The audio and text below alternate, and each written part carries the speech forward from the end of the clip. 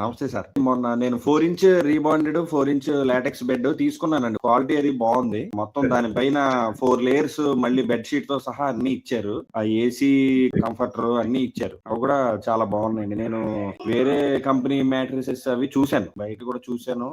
నాకు ఎక్కడంటే first warranty ఇవ్వట్లేదు కదా, తీసుకోకూడదు అని ఫస్ట్ కొద్దిగా ఆలోచించాను నేను. కానీ ఓవరాల్ గా చూసుకుంటే మీరు లోపల ఏముందో చూపిస్తున్నారు, మిగతా వాటితో కంపేర్ చేసుకుంటే నాకు బెటర్ అనిపించింది. చిన్న సజెషన్ ఒకటి కావాలి సార్. కాటు తీసుకోవాలి, కానీ అది ఐరన్ అనేటప్పటికి కొంత సెంటిమెంట్ గా ఫీల్ అవుతున్నారు. మళ్ళీ దాని మీద పడుకున్న వాళ్ళకి కొద్దిగా వాతం వస్తుంది అనేది కూడా విన్నాను నేను. అది నిజమా కాదా అనేది. అవన్నీ ఏమన్నా కాకండి, ఒకప్పుడు ఫ్రేమ్ నవార్ మంచాలు వచ్చాయండి, తర్వాత ప్లేవుడ్ మంచాలు వచ్చినాయి. నవార్ మంచాలు టైంలో ఐరన్ మంచాలు కూడా ఉండేవి.